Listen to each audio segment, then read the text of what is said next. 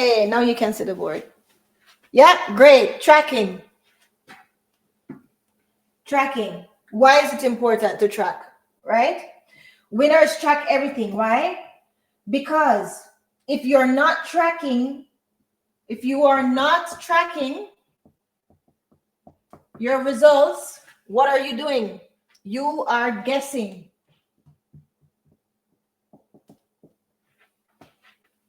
You have to measure. With everything that you're trying to achieve, you must measure. You have to measure.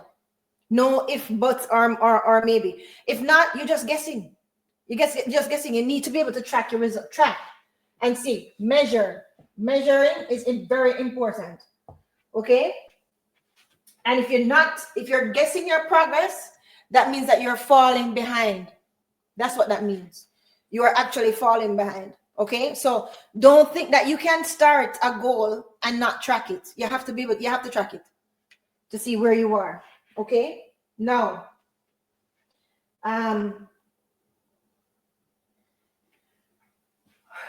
the gratitude journaling. What did I mean by that? Why is it important? So you write 3 things in the morning. Write down 3 things that you're grateful for. Why? Why do you do this? Why? We just talked about it. Why?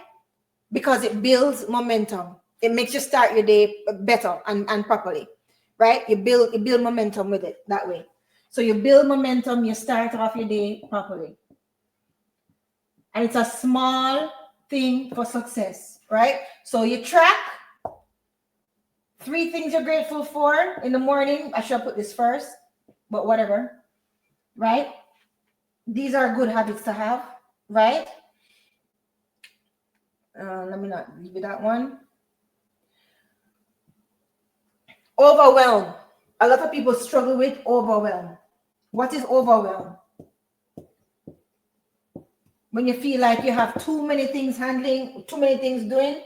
Overwhelm, yes, many times it comes from having those big goals. We all have the big goals, no problem, right?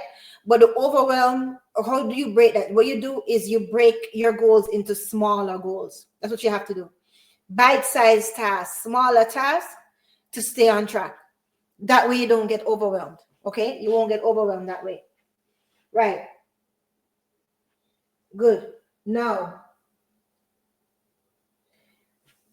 reframing. So to deal with overwhelm, you break down the tasks smaller.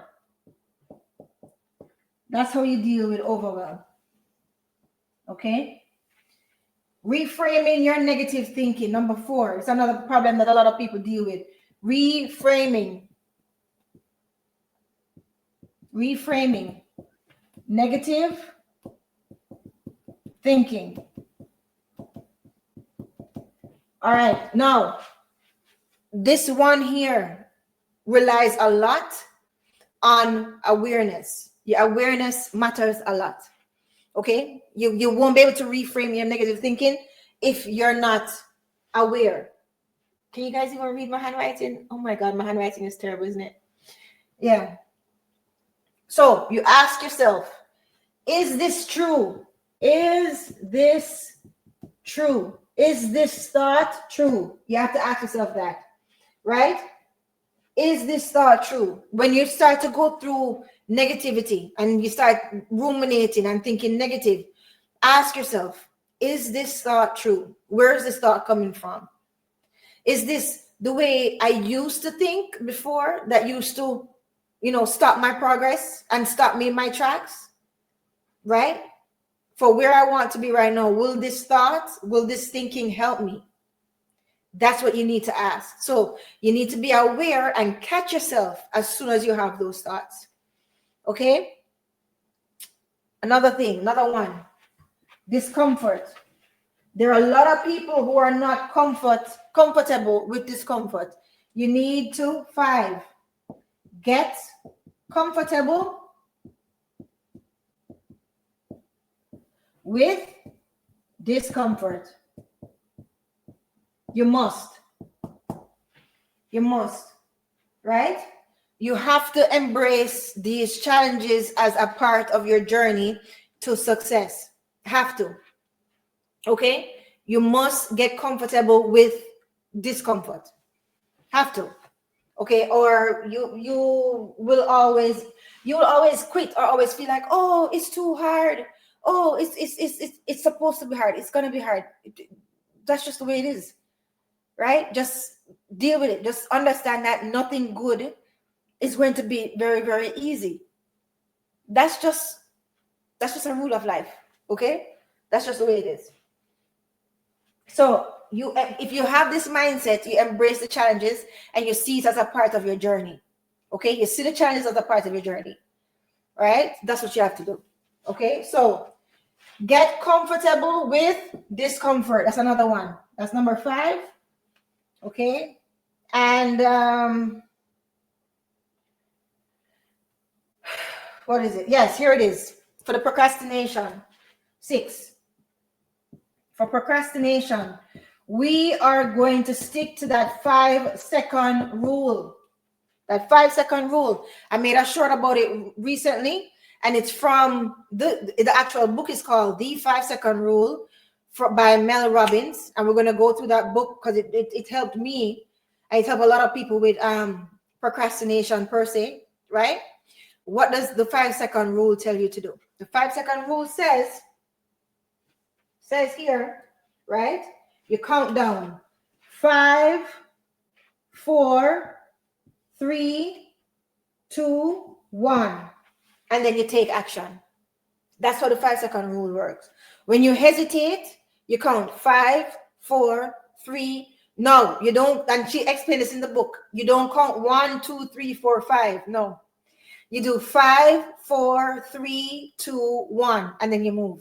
Why? Because the countdown actually helps you to actually get that drive, that impulse to actually move, the countdown. So always count down. Whenever you feel like as if you're going to procrastinate on something, whenever you have the impulse to start something that you know you need to start, even if it's something stupid like fold your clothes, even if it's something stupid like, okay, you know what? I'm sitting down here in front of the TV. I know I have my clothes to go and fold.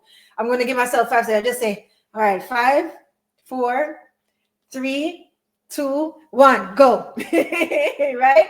So you got to do it. That actually builds your momentum. It makes you get up and start. Don't make that 5 seconds pass, because what she says, and she says it's science-based, right? Your mind takes over and screws it up. Your old self, the person who you are competing with, takes over, and your comfort zone basically settles in. So for everybody, all my ladies, all my gentlemen, all our fellow leaders here that have that struggle with procrastination, and listen to me, everybody, no matter where they are on their journey, struggle with procrastination. Don't think that it's because you're bad or you're not good enough or because you don't achieve anything. That's foolishness. Everybody struggle with it, but just some people know how to deal with it, right? And know what to do. Okay, but everybody struggles with it, right? Everybody does. Awareness is the difference, right? So 5, 4, 3, 2, 1, and move. Okay, good. All right.